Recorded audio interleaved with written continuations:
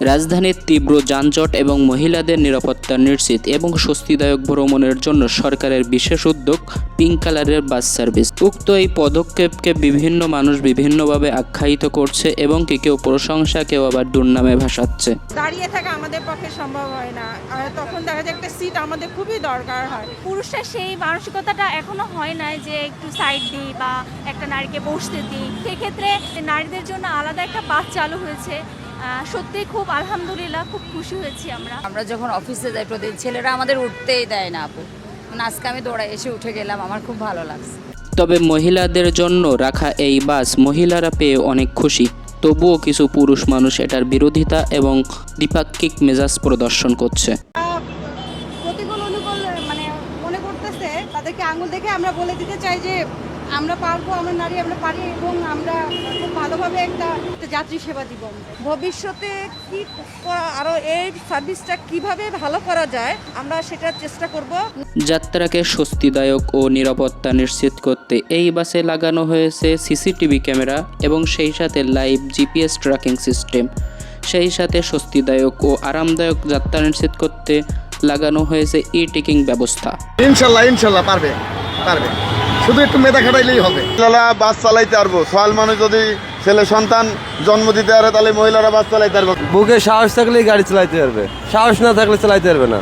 আর দেখলাম তো আমার সাথেই চালাইছে, একটা খুব ভালোই চালাইছে, নতুন অবস্থায় খুব ভালো চালাইছে। ইনশাল্লাহ পারবে, শুধু একটু মেধা খাটাইলেই হবে।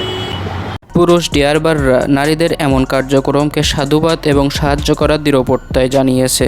তাদের ভাষ্যমতে নারীদের দিয়ে সকল কিছু করানো সম্ভব। তারা দেশ ও দেশের উন্নয়নে সবার আগে কাজ করবে বলে এই আশা তাদের। খারাপ কি ভালো হইতে আমার বোনেরা রাস্তা চলাচল করে আরামে চলাচল করে দেখতে ভালো। মহিলা ড্রাইভাররা কি পারবে মনে হয়? আমার মনে হয়, কেন আমার বোনেরা যদি রাস্তা চলতে পারে তারাও চালাইতে পারবো, কোনো সমস্যা নাই। যেখানে পুরুষ ড্রাইভাররা নারীদের এমন কার্যক্রমকে সাধুবাদ জানাচ্ছে, সেখানে কিছু কিছু মানুষ এটাকে খুব ঘোর বিরোধী হিসাবে করতেছে। আসলে আমরা জানার চেষ্টা করব তারা কারা এবং কী কারণে তারা এগুলো থেকে এত খারাপ মন্তব্য করছে। ছেলেরা দেখা যাচ্ছে অনেক বেশি ট্রলিং করছে আমাদের নিয়ে যে আমরা পারবো কি পারবো না। আমার মনে হচ্ছে যে আমরা বিগত বছরগুলোতে দেখেছি যে ট্রেনে বলেন বা মেট্রো রেলে বলেন নারীদের জন্য আলাদা শাখা ছিল। সেক্ষেত্রে সেই সংখ্যাটাও অতি নগণ্য, যেটা তো আমাদের হতো না আর কি, যেটা বলতে চাই। যার জন্য আমাদের না চাইতেও বাসে উঠতে হতো এবং বাসে সেইভাবে আমাদের আসন দেখা যাচ্ছে মহিলাদের জন্য যে নির্ধারিত 5টি আসন থাকার কথা, সেখানেও দেখা যেত যে ছেলেরা বসা থাকতো। পুরুষ বাস চালকরা বাহবা দিচ্ছে, নারীরা এটাকে সানন্দে গ্রহণ করছে। তারপরেও কিছু মানুষের কমেন্ট দেখে আসলে চমকে ওঠার মতো।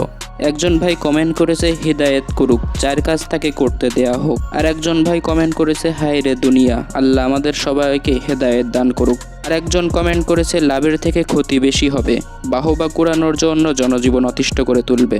আর একজন কমেন্ট করেছে এগিয়ে যাও পাবনার দিকে। আর একজন কমেন্ট করেছে ছাগল দিয়ে কখনো হাল চাষ করা যায় না।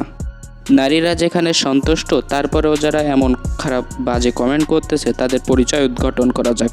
তার আগে এই ছোট্ট ভিডিও ক্লিপটি দেখুন। ও মুড়ে বসে আছে, কিছু বলতে পারতেছে না, ছোট একটা বাচ্চা, ও আমার ছোট বোনের বয়সে। এটা দেখে কি আমি চুপ করে বসে থাকবো? না, এই ভিডিওটা করছে শুধু প্রুভের জন্য যে ও কি করছে, না হলে পরে প্রুভের জন্য যে ও কি করছে, না হলে পরে। কি এবার বুঝতে পেরেছেন কোন জানোয়ারগুলো এসব নিয়ে এত বাজে ট্রলিং এবং খারাপ বাজে মন্তব্য করে যাচ্ছে? যারা তলে তলে হেদায়েতের বাণী শোনাচ্ছে তারাই দেখুন কি এক খারাপ অবস্থার সাথে জড়িত। এদের স্থায়ী থাকে কিভাবে বাসে উঠে মেয়েদের সাথে খারাপ ব্যবহার করা যায়। যখন সেই পথটা বন্ধ হয়ে যাচ্ছে তখন কমেন্ট বক্সে অলিয়াউলা শাস্তি এসেছে। অনেকেই অ্যাক্সিডেন্ট নিয়ে কথা বলতেছে বা তাদের অভিজ্ঞতা নিয়ে কথা বলতেছে। আচ্ছা, বাংলাদেশে কি এর আগে কখনো অ্যাক্সিডেন্ট হয় না? পুরুষরা কি অ্যাক্সিডেন্ট করে না, নাকি মহিলারাই শুধু অ্যাক্সিডেন্ট করবে? গাড়িতে আপনি যখন তেল ঢেলে রাস্তায় নামবেন তখন অ্যাক্সিডেন্ট হওয়াটা এটা অস্বাভাবিক কিছু নয়। কথায় কথায় আমরা উন্নত দেশের সবক টানি, তাহলে দেখা যাক উন্নত দেশে মহিলারা বাস ট্রাক চালায় কিনা।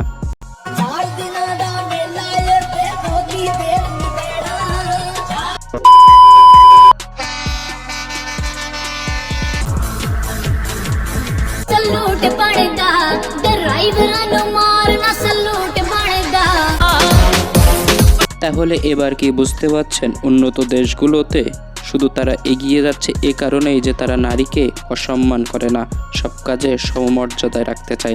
কিন্তু আমরা হেদায়েতের বাণী শুনিয়ে উল্টাপাল্টা কমেন্ট করে তাদেরকে দাবিয়ে রাখতে চাই। তাই আসুন উক্ত উদ্যোগকে আমরা সকলে সম্মান এবং সাহায্য করি।